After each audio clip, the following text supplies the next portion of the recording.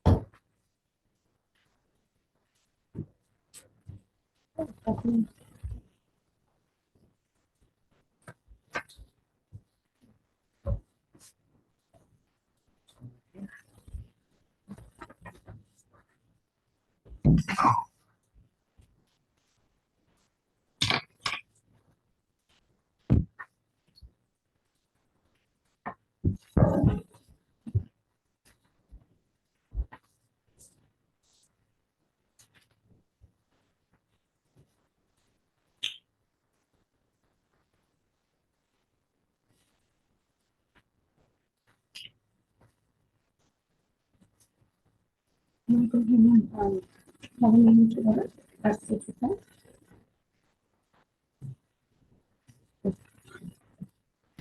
Can I get a roll call, please?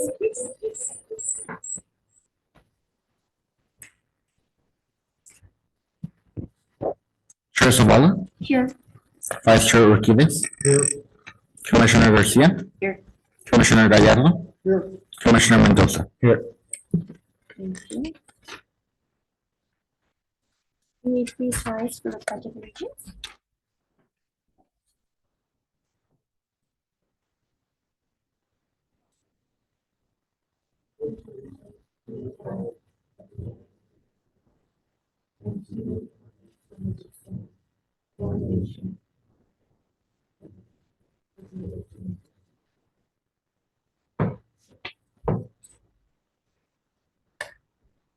Okay, we're going to move on to D, public comments from the audience regarding items not on the agenda.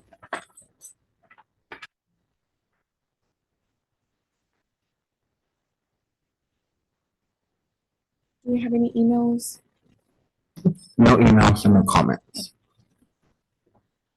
Okay, we're going to move on to E, consent agenda, adoption of the July 2nd, 2024 Planning Commission minutes.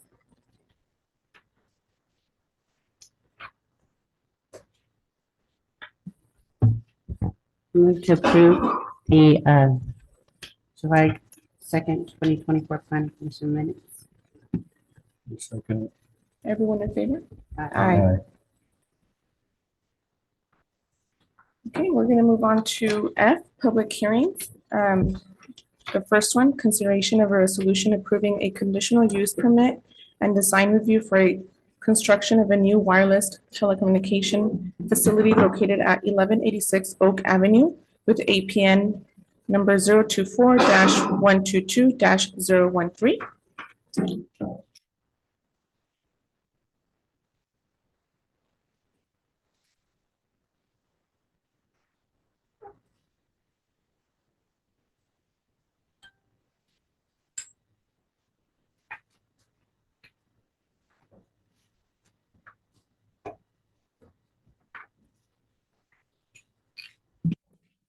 Okay, good evening, commissioners. Can you hear me okay? Yes.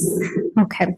So our first item for today is a design review and conditional use permit for a T-Mobile wireless communications facility located at 1186 Oak Avenue.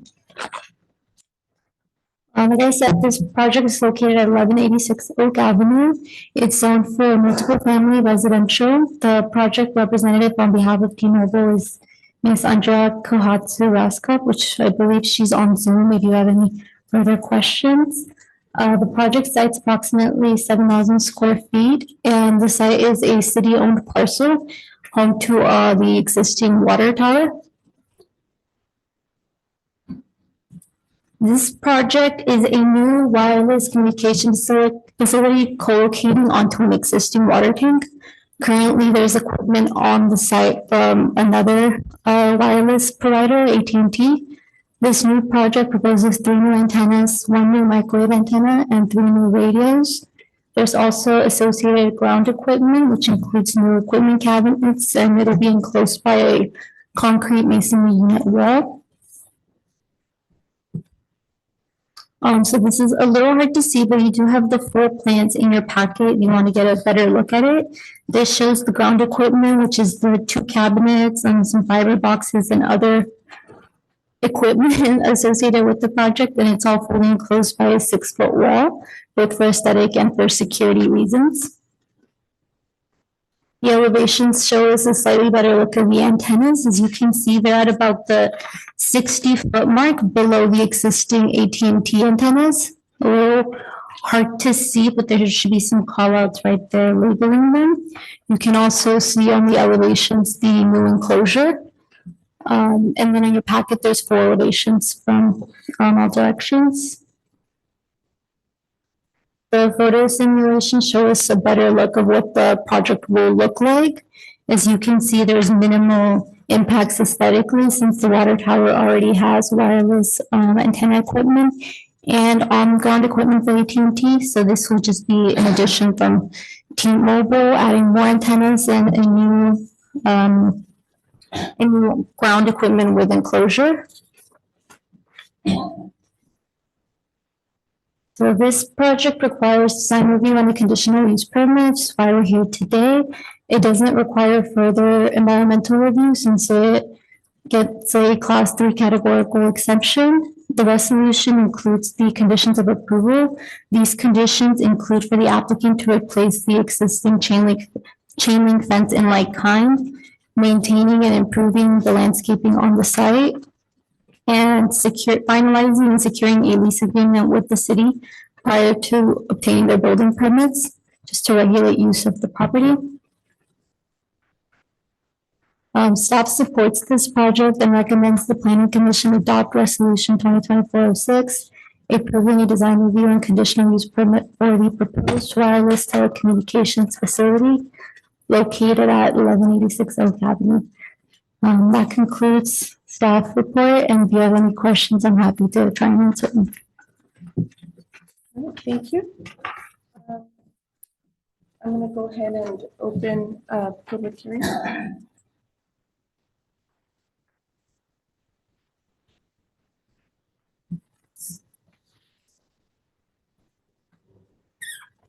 Do we have any questions for?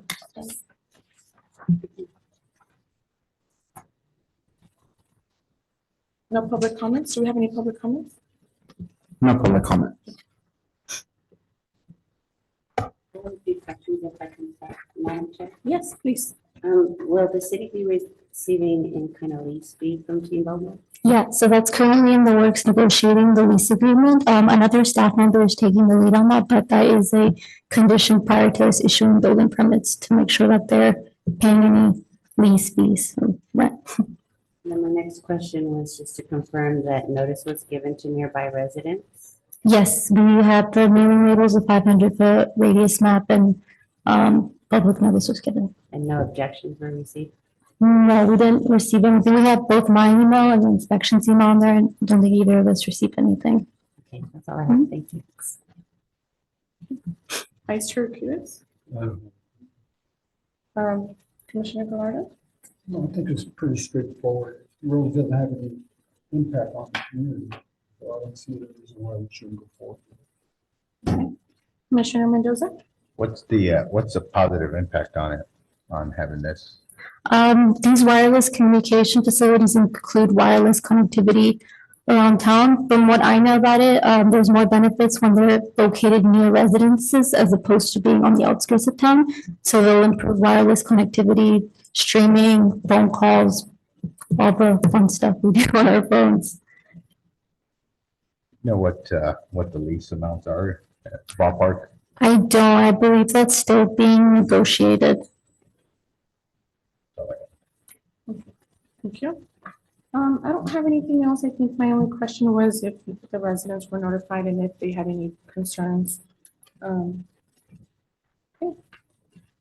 And if, I think we have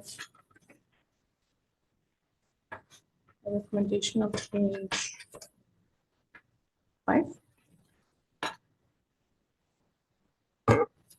I move that the planning commission of the city of Greenfield adopt resolution number 2024-06, granting design review and conditional use permit approval for a new wireless facility at 1186 Oak Avenue, subject to the conditions of approval included in the resolution. Can I get a I second? second it. Everyone in favor? Aye. Aye. Thank you. Thank you. Our second one is consideration of a resolution recommending that the city council approve a 1-year extension for the Miramonte vesting tentative map site at the northeast corner of Apple Avenue at 13th Street with APN numbers 109-232-001 and 109-232-008. Staff report? Good evening, commissioners. This next item is, I think, is one most of you are familiar with. It's the Miramonte subdivision. This is time extension number 2 for the vesting tentative map. The Miramonte annexation and 151 lot single-family residential subdivision was originally approved by City Council in March of 2019. What followed were several actions by City Council for annexation requirements. This included pre-zoning, a tax sharing agreement, right-of-way maintenance agreement, etc.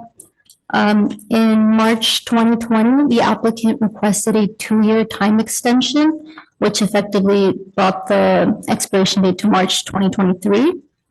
Then in December 2022, the applicant requested a subsequent 1-year time extension, which I believe came to before the Planning Commission last year.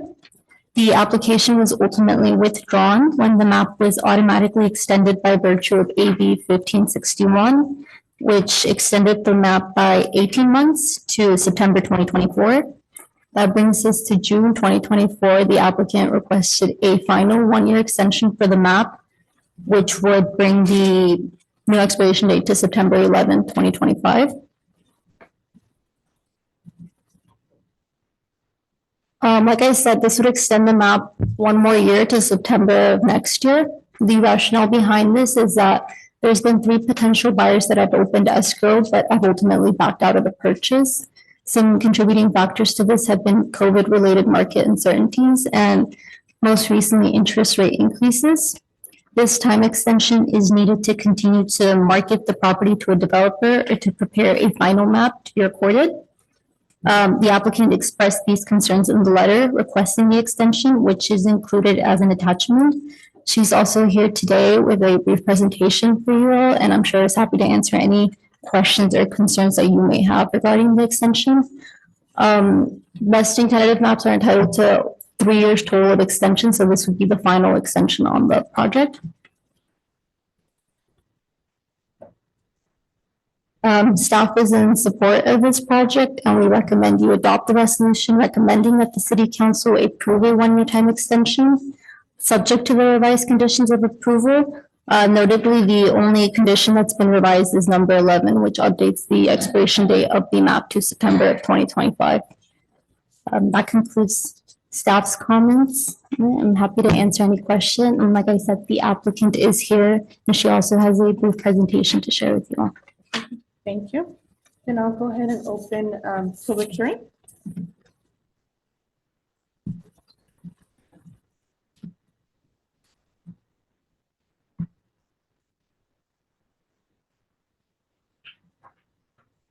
Is this on here? There's a little switch at the top. No?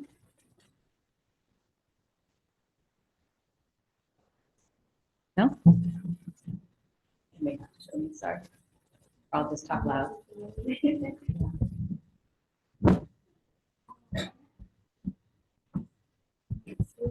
Switched on, but can you just hear me if I Oh, yeah. talk? Yeah, so good evening, I'm Deborah, I'm a co-owner of the property with my brother. And yeah, a lot of you have heard me before, and I'm going to jump into a PowerPoint that, again, several of you have seen quite a bit of it before, but I think given the length of time that this project's been around, it is very important for us to have that shared knowledge of the timeframe behind this project and the importance of keeping that's intended to map current. So I'm going to jump right in. I'll try not to take too much time. But this project traces back to 2004, so 20 years. And in 2004, a developer named Pacific Union Homes approached my brother and I. They put an option on the property, and they started working through the process to develop a best intended map. So it's a very different time back then. The sphere of influence, the new sphere of influence was still being negotiated. It was a different administration, maybe not as nimble a one. And certainly the land hadn't been annexed. And that process of developing the best intended map was really expensive. It was hundreds of thousands of dollars. It's taking a long time. And after 3 years of working at it, Pacific Union Homes pulled out of their project. At that point, my brother and I made the decision that we would go ahead and continue the process. We would build on the work that they had done. We finished up the engineering studies, worked with the city, and we were able in 2008 to get a best intended map for the Miramonte project approved. Two things happened fairly quickly thereafter. The first was that the city of Greenfield went into essentially a 6-year moratorium on approving annexation. So we got the best intended map, but we really couldn't move forward in any way, shape, or form because we couldn't pursue the annexation until Greenfield and the county of Monterey negotiated an MOU with LAFCO. Or excuse me, we negotiated an MOU together on how they were going to handle annexations. And this was something LAFCO mandated.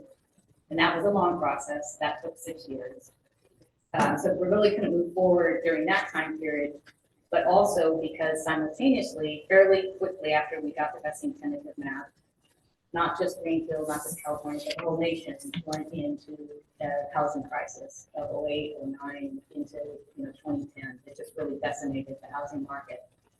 And it had such an impact that the state of California, with successive legislation, kept all best intended maps alive until 2015. It hit because the crisis had affected the housing market that much. Housing development just stopped. By 2015, California didn't see the need to do that anymore. But here in Greenfield, things were still slow. It was really 2015, 2016, 2017. A lot of people lost their homes. A lot of people lost little pieces of land. So there was a lot of inventory to work through. The city couldn't see their way to wanting to renew the best intended map, or certainly to pursue an annexation, and understandably so, because things were really just dead in the water. Until about 2018, and things start to turn around. They're getting tight here. The marijuana producers were moving in. It seemed like a good time, so we worked with the city, and by 2019, March of 2019, we were able to renew the best intended map. So this, now this version that we're considering here tonight, in the city agreed to sponsor annexation. So we set to work, and that was again a long process. But by December of 2019, we had been able to get all the way through the hoops and LAFCO approved annexation of the property. But what also happened in 2019, December of 2019, was that COVID started hearing about COVID. And by January of 2020, we're all looking for masks and we're looking for groceries. And again, not just here in Greenfield, but statewide, nationwide, the housing market just plummeted down. And then we entered into an interesting period of, say, 21, 22, because though there was COVID going on, and though the cost of housing hadn't come down, because suddenly we had logistics issues on getting the materials needed to build homes, but what we had was super low interest rates, which translated into very low mortgage rates, historically low mortgage rates. And people were realizing, oh, I can do some work from home. So even though there was still COVID in 21, 22, there was quite a flurry of activity in the housing market, including on our property. And we did negotiate 3 purchase agreements with 3 separate potential builders. Unfortunately, that process of negotiating is long, drawn out, it's expensive. And for some builders, you'd like to think after you've done all that negotiation, okay, they're solid, they're ready to go, they're doing their due diligence. For some builders at this point, that's kind of just a first step, and then within a month, they're trying to renegotiate. So that happened with the first two builders, but by the third builder, we were talking with D.R. Horton. They build the most homes in the United States. And we started talking with them January 2022, and we signed with them in April, and they got right to work on starting to move through their due diligence. They gave no indication of trying to play games with renegotiating. So we were very hopeful. But timing is everything again, so we signed with them in April.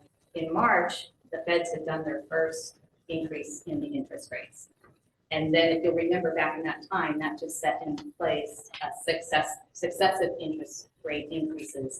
And again, once they raise the interest rate, that raises the mortgage rate.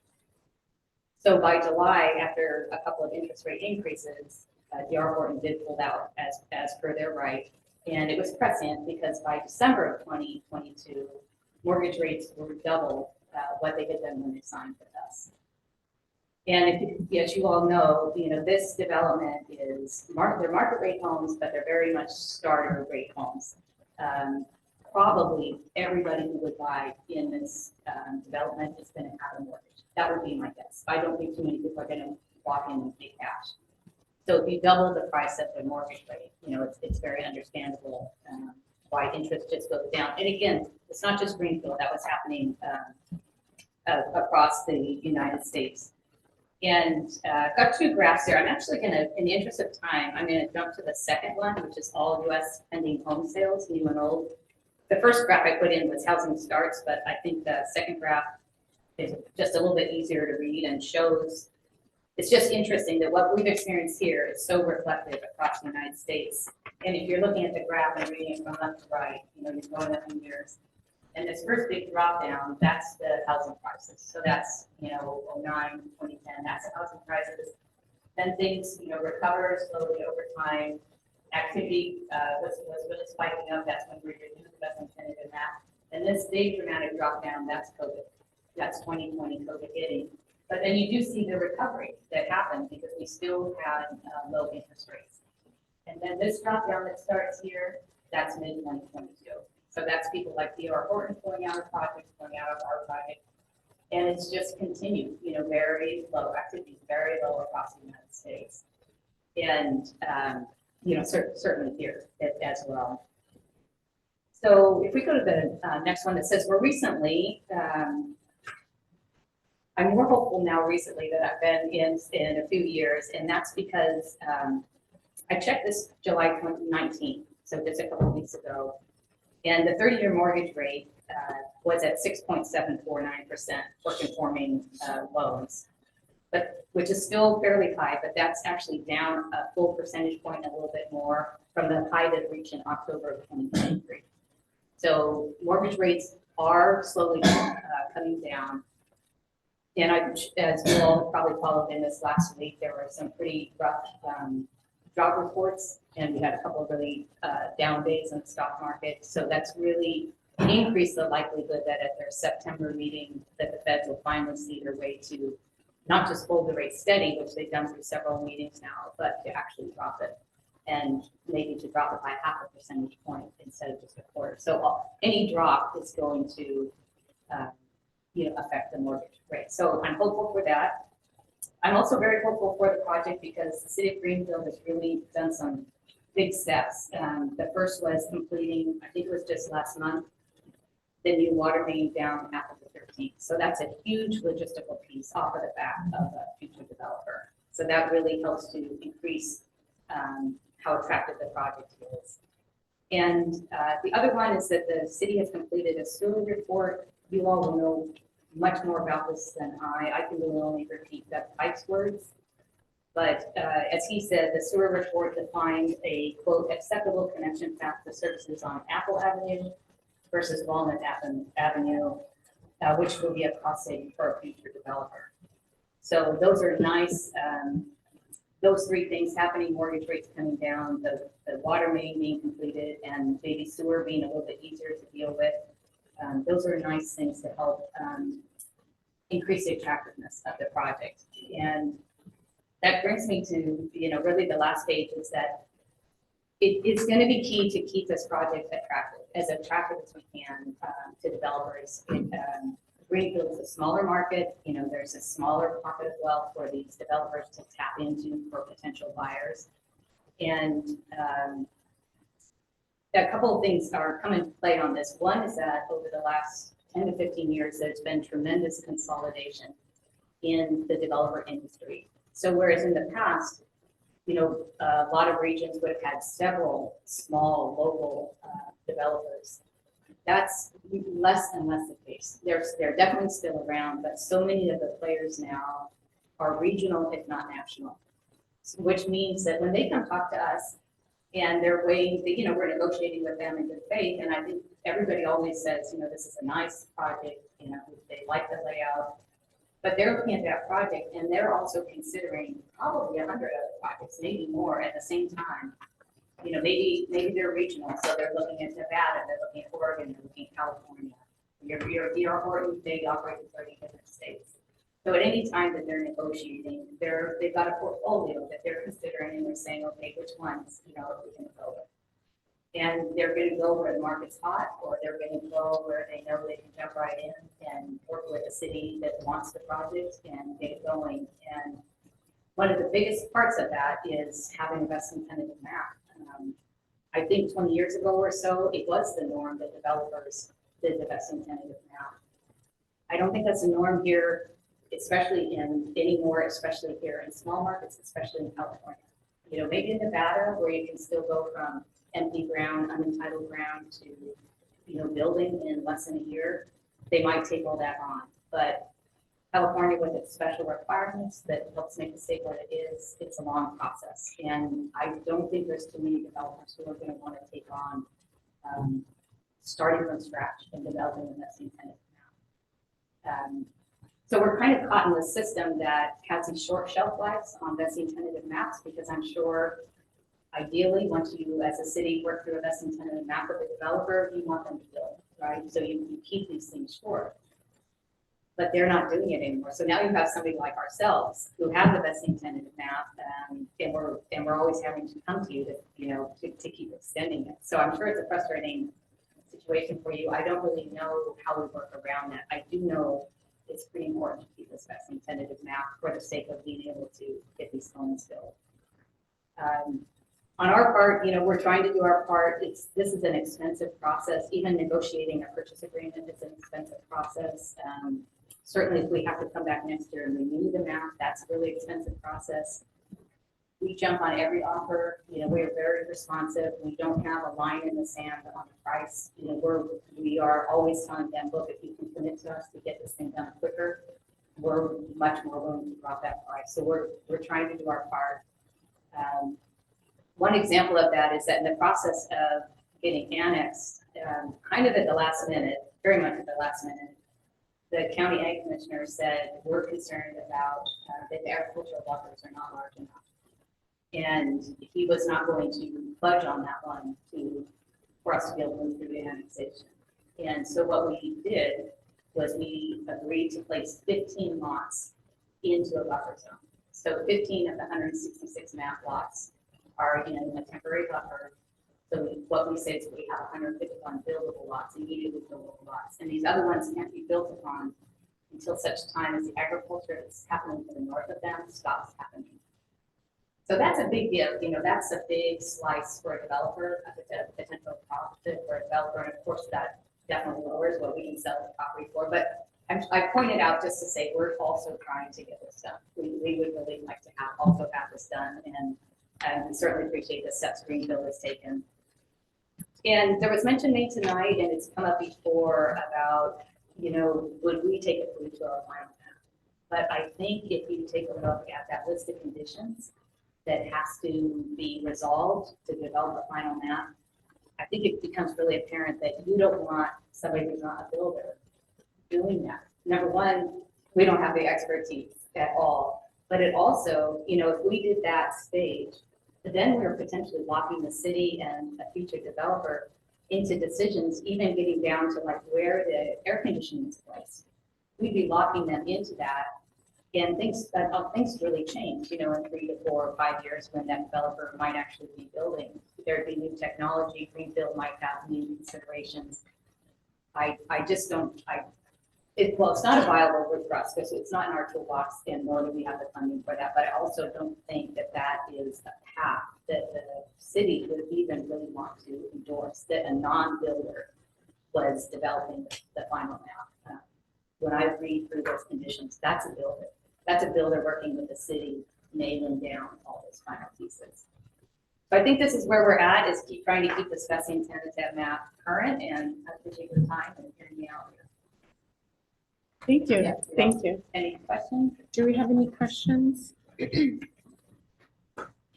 Commissioner Garcia? So do you have any plans, once ultimately that if the median expires?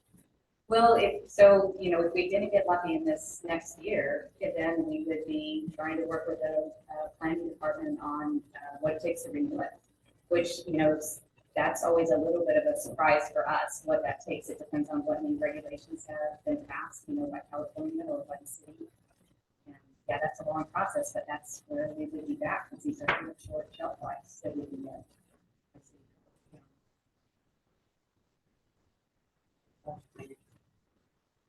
That's true. Now, you keep on extending this every year. It's costing you a lot of money for that, isn't it? It's expensive, because there's city fees, right? And of course, there's holding costs, because it's holding on to a property, obviously, with property tax and maintenance and liability and all of that. It's believe me, we're motivated to sell the project. It is expensive to hang on to it, and to discussing tentative map, having it is a benefit, and but it's expensive to pay. Yeah, definitely. Thank you.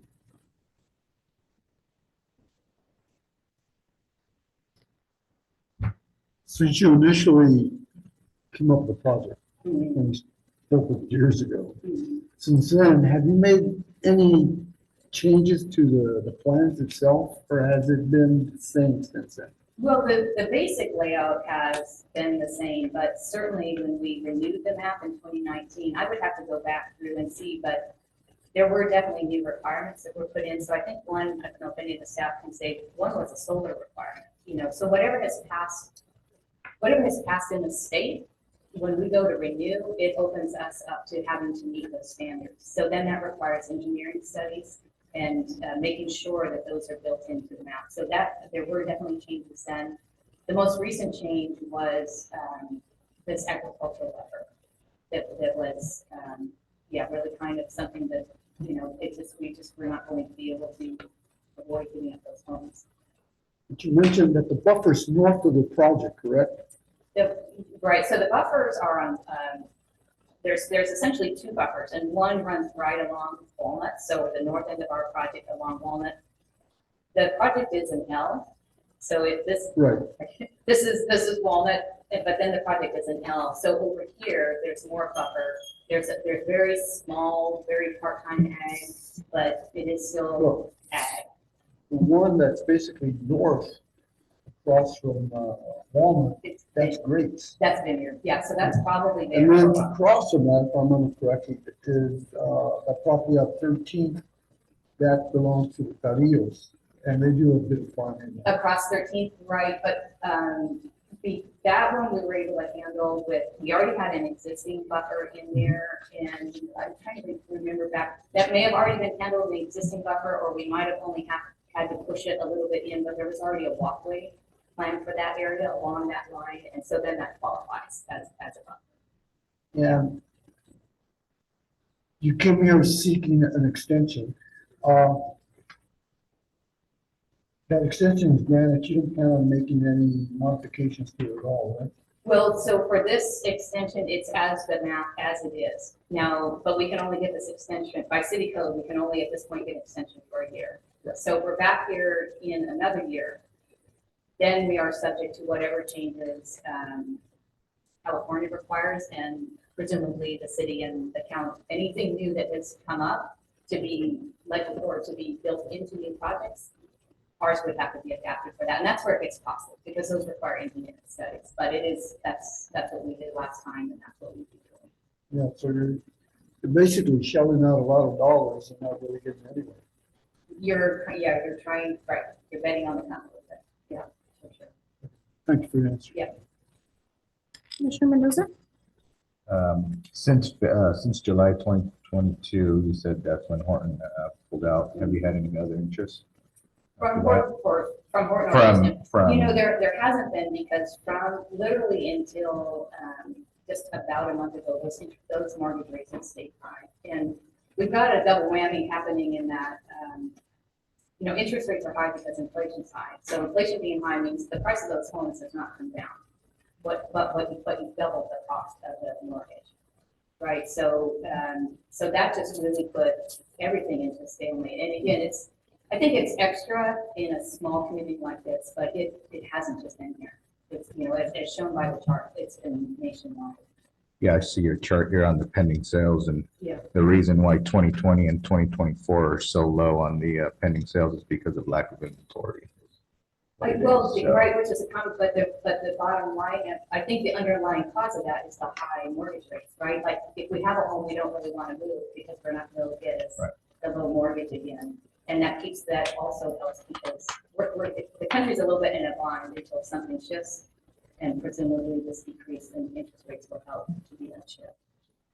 My next question, I don't know if maybe it's not certain this, but when you do have conversations with the developers, you know, they probably talk about their bottom line, right?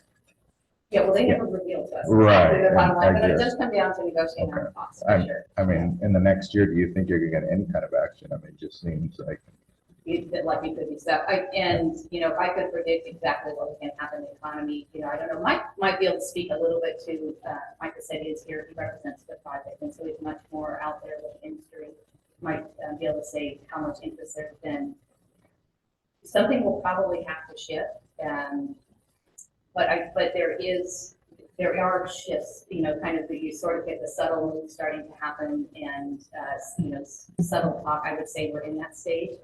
I think a lot of it is going to hinge on what happens with the mortgage rates. But what we did see is that the minute that we had a condition that was right, there was quite a bit of interest. You know, if you working through with 3 developers in a pretty short period of time, I mean, I think that shows a lot of interest. It's a hard game.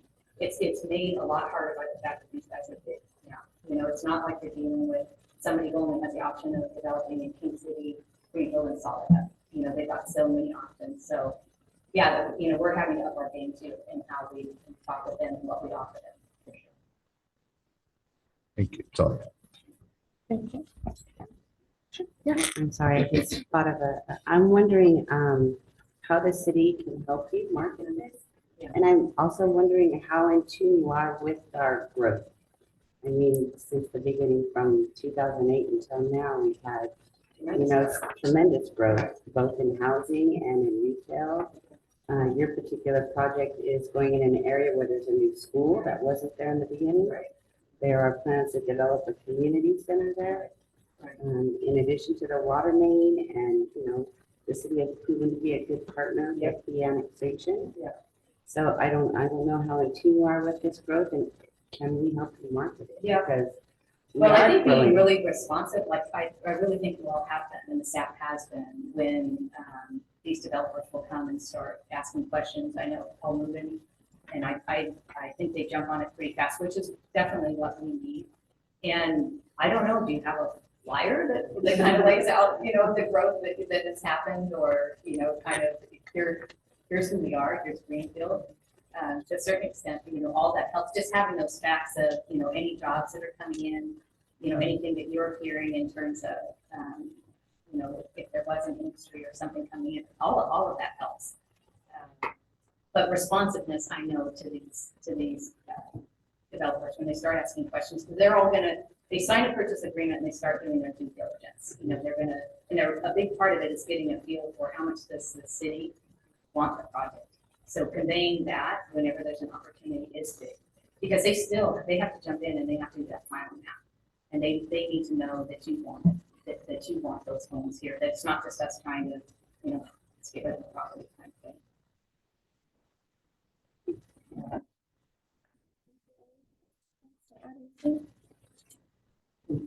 this is probably apples and oranges, okay? I go over to the VA in Monterey, actually Marina.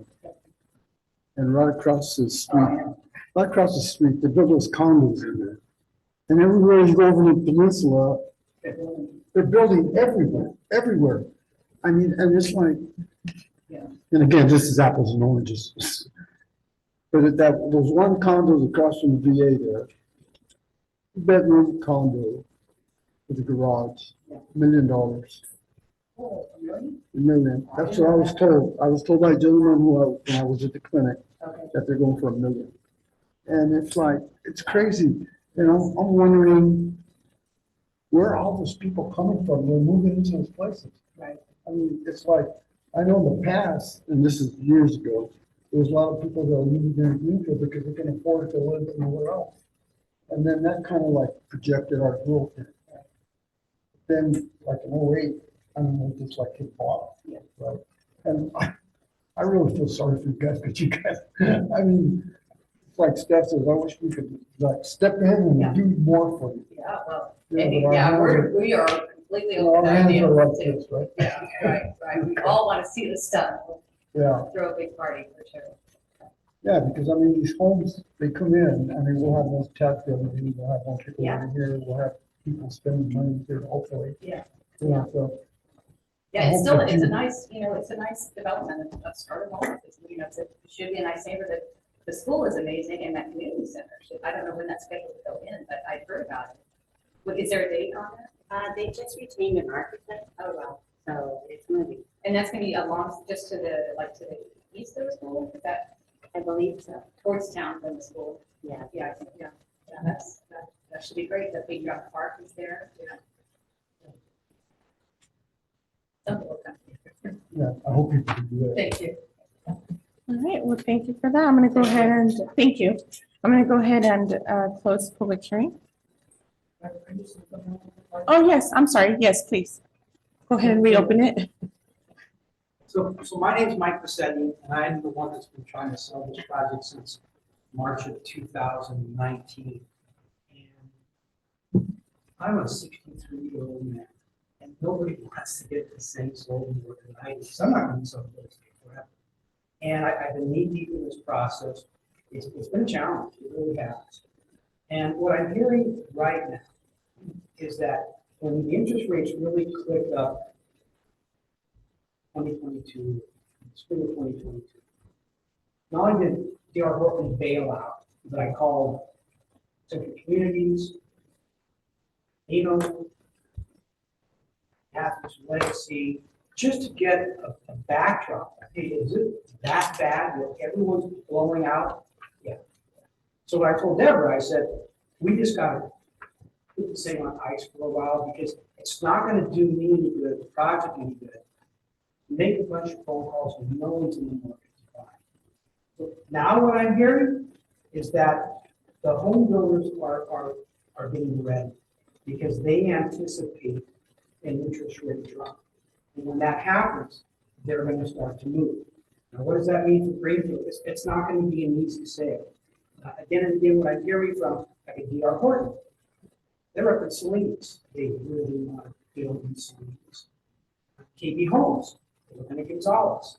Okay, why Gonzales? Well, Gonzales is not that far from Salinas, but the further down you go, the harder it is. And so KB Homes is telling me, we need something in Gonzales before we get on Greenfield. D.R. Horton is telling me, I want something in Salinas before I go down to Greenfield. Even though they were in contract, they're working up in Salinas to make things happen. So I think it will happen, and I really must compliment you people and the city of Greenfield. I think you guys have done a good job of promoting this project, of making it more marketable for me to go out and try to find a buyer. I'm hopeful, and that's my job, to be hopeful. It's not going to be easy, but here again, I do my best. I'm very proactive in the way I market it. I reach out to people, make a bunch of phone calls. I don't just put it on the LoopNet marketing let and just forget about it. No, I'm actively pursuing buyers. And even today, I'm talking to about a handful of them that have some interest, and I'm selling greenfield. And I think you guys done a really good job of helping the project along, so it's a good project, and I think it'd be a real benefit to Greenfield. Thank you. All right, I'll go ahead and close public hearing. And we're going to move on to planning commission discussion and decision.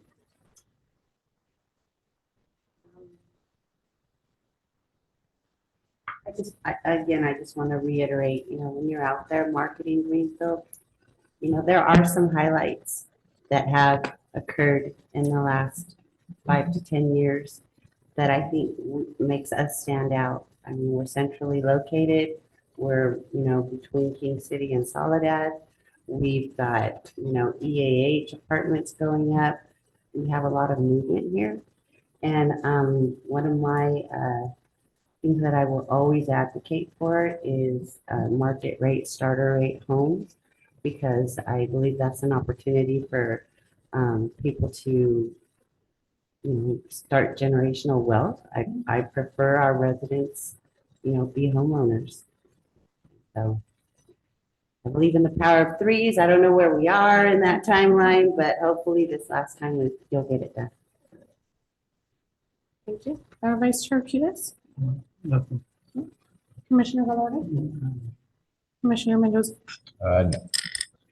Well, I hope this goes through and I wish you luck. That's my neighborhood. I grew up around there. My mom still lives there. And if this does happen, I'm sure that the neighbors will be happy because there's wind out there and then we'll be blocking a lot of the wind for that area over there. So good luck. Okay. All right. So I have a proposed motion on page 46 if anyone wants to. I move that the planning commission of City of Greenfield adopt resolution number 2024-707, recommending that the city council grant a 1 year time extension to the Mir Monty vesting tentative map, subject to the conditions of approval, including an exhibit to the resolution. Can I get a second? I'll second that. Everyone in favor? Aye. Aye. Thank you. Thank you. Thank you, commissioners.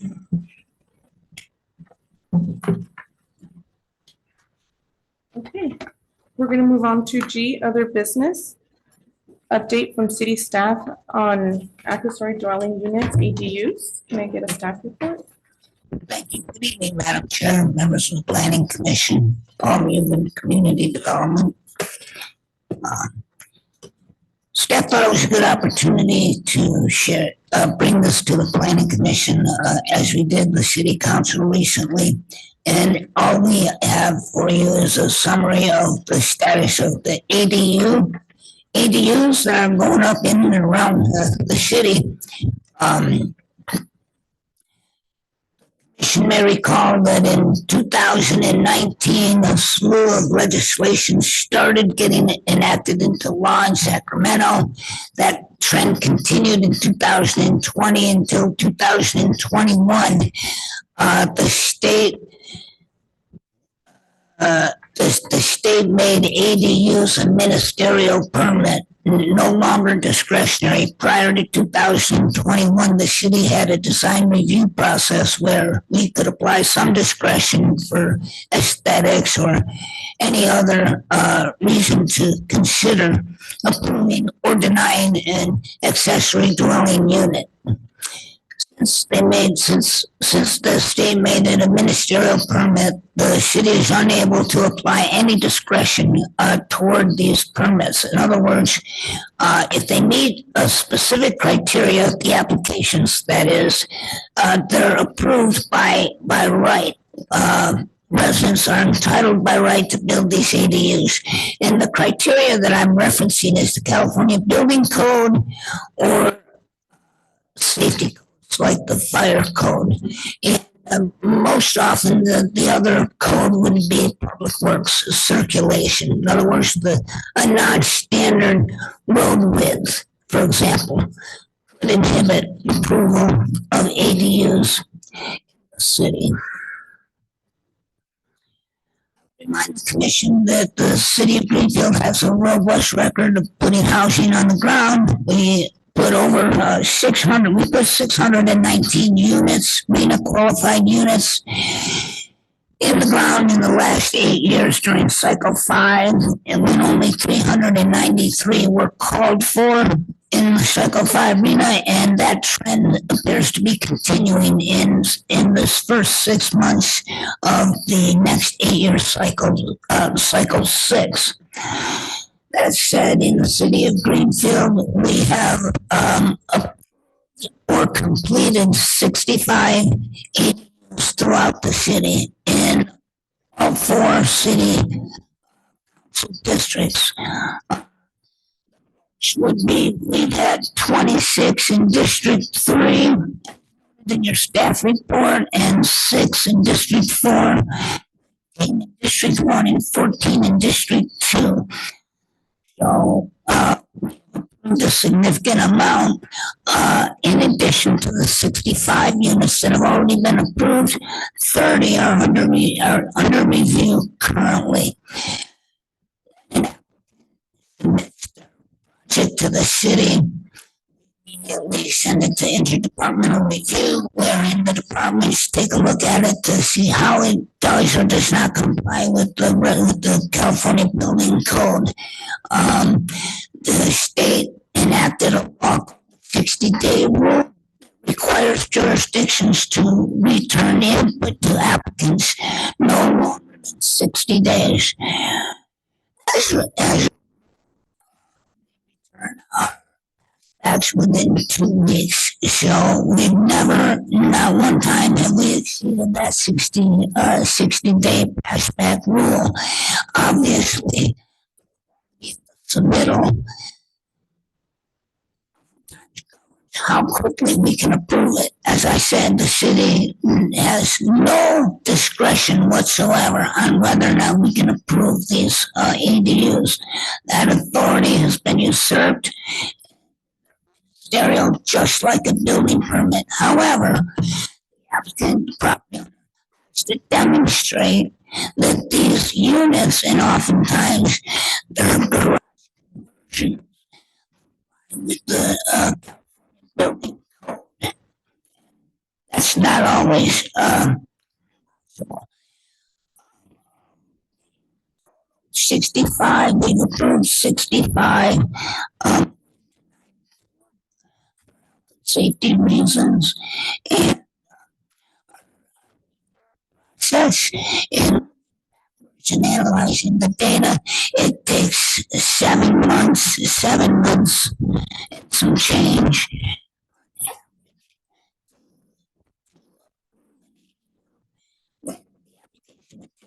Been prepared by an architect over 8 months, when on average, when the application package has been prepared by a designer. So roughly 7 to 8 months. And most of our approvals occur with passbacks. Applicant submits, and we pass back, they resubmit, and then we pass back our final comments. Usually, we have to go back. I get involved because there's something odd about, or atypical, I should say, about the application. So in preparing to present this information to the planning commission, we thought to take a look at what other cities are doing in the Salinas Valley, and we in King City and in Dallas, they've approved 6 units each. Both have the same number, and that they have approved 5 units. I'm sorry, they approved 84 units rather, and they have 25 units that are under So that's about what we expected. We're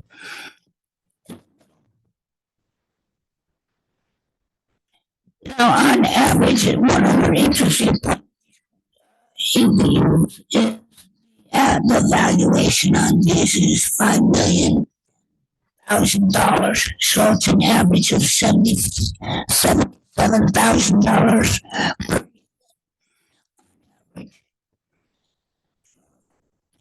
My remarks. So questions regarding ADU and the process that we use to get the city. Thank you, Mr. Rubin. I'm gonna go ahead and open public comments.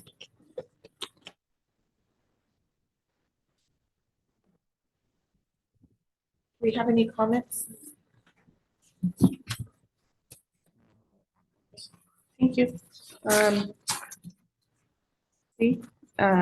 Planning Commission discussion and comments. Do we have any comments? Just a couple of questions, Mr. Mugen. So I understand the 60-day IDR. So when you, and you have currently 30 units that are under review, are these all being reviewed at the same time? Are they in an order of receipt, or how are you doing 30 units at once? No, that's a good question. I actually broken it down to 17, 8, and 25. Okay. Let me back up from that, the 30 number, because the 25 is the number that I've broken it further down where, let's assume it's 25 for a second, because the 5 other units are applications that just came in since the council. So the 25, the city is awaiting a resubmittal from the property owner for 17 applications. So for 17 of those applications, the ball's not in our court. 8 are in our court. So we really are handling in real time only 8 that we're reviewing. And that involves, it depends what department might want what information. It really depends on the application and what is the project. And you mentioned that each one generally or typically has 2 passbacks. And those passbacks are 30 days or less, depending. That's correct.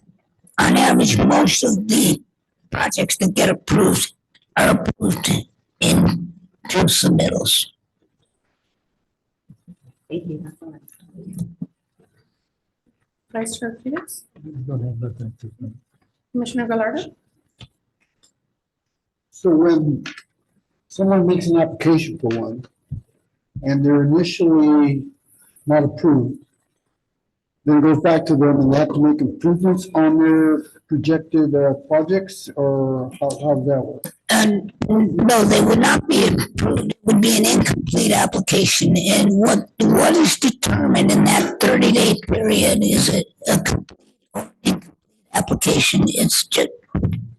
It's just like a building permit. And what we are doing in the city is we are making a decision as to whether or not we have sufficient information to take the project and review it against the California Building Code and say this is approvable. We lack any discretion. We can't say, well, there's too many of them here. That's As I ride through town, which I do a lot, I see that a lot of homes, I should say a lot, number of homes are turning their garages into living quarters. that's right. Okay, now are those considered ADUs? Oh, yes, Okay. absolutely. Okay, so then, Assuming they're permitted and everything, but yes, assuming that they're permitted and everything, that they're not illegally converted. yeah, because I mean, just on Wall Street, there's like 3 of them that turn the garages into living quarters.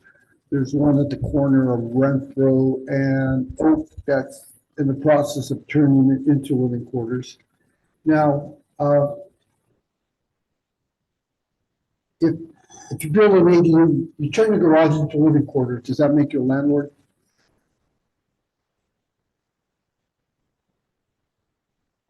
I don't know.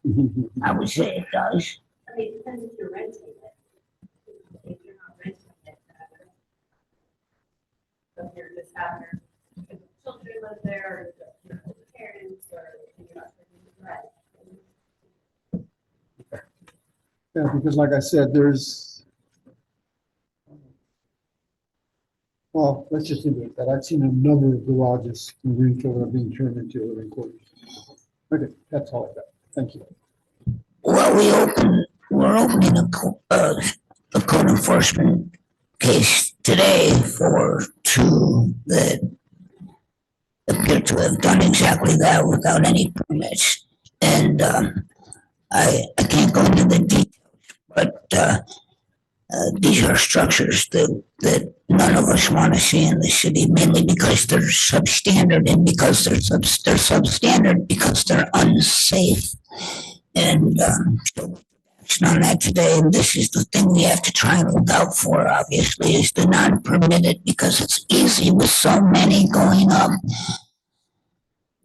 Unless we receive a complaint or some other way to know, we really may not know that a certain ADU is or is not permitted.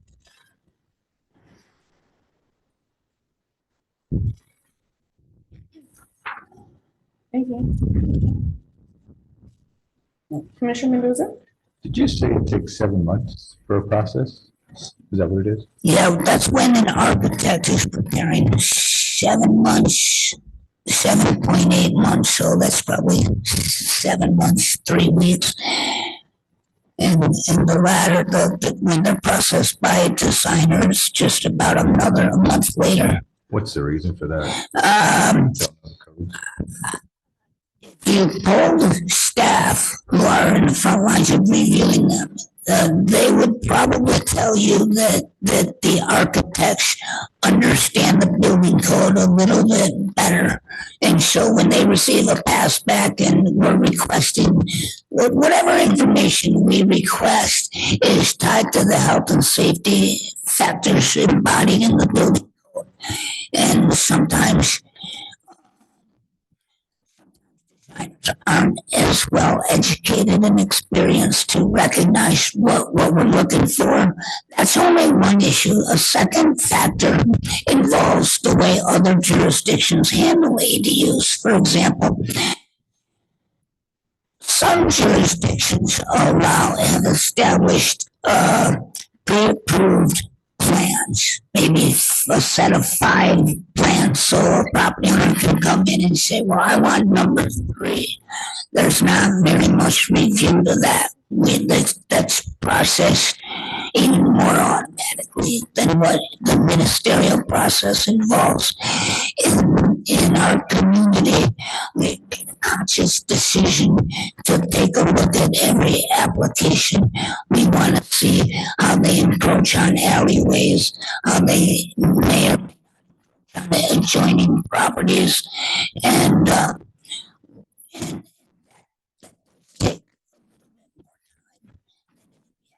pre-approved. That's all I have. Thank you for the update. I know that I've seen this like on our Facebook page, right? I think we posted about this on our Facebook page. Do we have anything like this, like out, like in the counter at City Hall, like where they can come and just grab any information that they can have? Yes, I believe that we do, because most of the information is found in the ADU that's published by the state of California, and that's, all over. It has the facts, frequently asked questions, so it's easy for a property owner to look and see what's required. Do we have this on our city website? I don't website. Well, it's good to see numbers, because I had no idea what, how many ADUs we had in town. So this is good to have. I know a lot of people come up to me and ask me, I'm like, I don't know. So it's good to have facts and numbers. So thank you for this. Anyone else wants to add anything? Yeah, I wanted to ask you, how many permits do you receive for these ADU garage buildings? I haven't conversions. We could get that data readily, and we can report that back to you, Commissioner. I just haven't broken that down. Because I'm curious, because there's a lot of them around that are living in the garage, but I don't think they have permit for that. Oh, yeah, yes, that's probably true. Why I asked if they would get, if you guys receive permit or given permits to build in the garage. We'll get that information and report it back to you. That is how many of our ADUs are garage conversions. We can get that information. I could probably give you an idea, just from the applications we received, majority are garage conversions. They are the cheaper ADU version, cost, at least city cost. So it is the more popular option.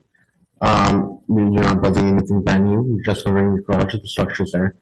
So that is, I would probably say about 70% of applications we receive are conversions. Thank you. Well, I'm going to go ahead and move on to, thank you, Mr. Regan. You're welcome. I'm going to go ahead and move on to comments from Planning Commission and staff. This is a time on the agenda for Planning Commissioners and staff to make brief comments about items within the subject matter jurisdiction of the Planning Commission. Any comments? I just want to mention that tonight is National Night Out. I hope it's still going on after this meeting. If anybody would like to go to that. And driving by the new travel center on Walnut, the Chevron, I noticed there are new logos up for Chester's Chicken and Pizza Hut that are joining the Jamba Juice logo. So I'm excited to see that come to fruition. I was understanding that the chicken place was going to open on July 4th. Yeah, Is there still construction there? I know. They have a long way to go too. I was in there, it was Monday. Yeah, they're working on it. Yeah, I'd just like to mention that it's been a long drawn out process, but that street improvement between Oak and Elm is finally completed Oh, and yeah, I and did the see that today. sidewalks are finally in, and that was a long time coming. And I really can't understand why it took it so long to put in those sidewalks. I mean, there was a point there where nobody was working on it for at least a month. It just sat there. And I had looked at it previously, but it's not relevant now. But it's like I said, the project is finally completed. That's really nice too. Commissioner Mendoza? No comment. All right, then that will conclude our meeting. I'll go ahead and adjourn at 7:06. Thank you. Thank you.